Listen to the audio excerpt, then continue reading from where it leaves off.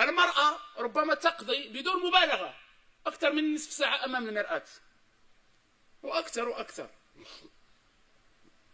فالرجل يقف دقيقة دقيقتان الله أعلم، يقف دقيقة أو دقيقتين الله أعلم، والمرأة أكثر.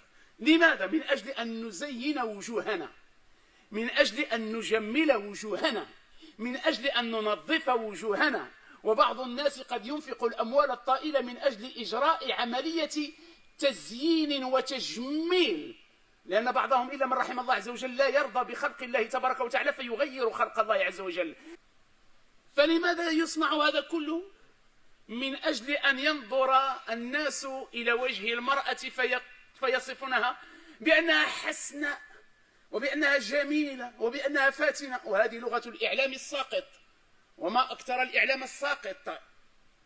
الإعلام الساقط شغله اليوم النجومية، حتى جابوا لنا الآن يعني أصوات البراعم. لما انتهوا من الشباب قفزوا قفزة الآن الاهتمام بأغاني البراعم. بنت باقا عندها 10 سنين 12 عام تهز لجنة التحكيم وتصوت لها بالإجماع. أبهرت لجنة التحكيم، أبكت لجنة التحكيم، ولا أذكر الأسماء. المنبر يطهر عن أمثال أولئك النجوم في نظر أولئك الذين يسمونهم نجوما. فهذه النجومية انتقلت من عالم كرة القدم إلى عالم الفن، وأخشى أن يأتي يوم من الأيام أن نسمع نجوم الدعوة إلى الله وهذه مصيبة جدا، وهذه مصيبة كبيرة جدا.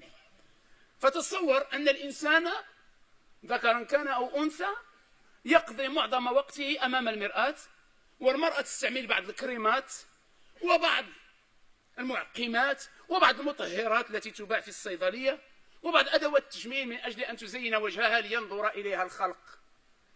متى نزين قلوبنا التي ينظر إليها الخالق جل وعلا؟ متى نزين قلوبنا بالتوحيد؟ متى نطهر قلوبنا من النفاق والغش والحسد؟ أتعجب ولا ينقضي عجبي وأنا أطالع بعض الصحف في الأمس حينما يقال يعني جماهير غفيرة تستقبل فنانة شابة شرفت المغرب في لبنان في ستار أكاديمي. ستار أكاديمي، ستار النجوم، نجوم ستار أكاديمي، ما شاء الله. ماذا خرج لنا هذا ستار أكاديمي؟ الفسق، المجون، القبل الحارة. الفتاة هذه ترمي بنفسها في أحضان مسيحي، مسيحي، وحينما تستقبل في بلدنا الجمهور يحييها ويقولون شرفت بلدنا. الله أكبر. هذه الفتاة فتاة البراءة والعفة والطهر. ماذا بقي للفضيلة؟ ماذا بقي للفضيلة حينما يتغنى الناس اليوم ويتشدقون بالرذيلة؟ نسأل الله السلامة والعافية. ماذا بقي؟ وكم من الشباب المغربي وكم من الفتيات المغربية حازوا المراتب الأولى في مهرجانات القرآن الكريم الدولية. من يلتفت إليهم؟ من يذكرهم؟ من ينوه بهم؟ من يشيد بهم؟ من يثني عليهم؟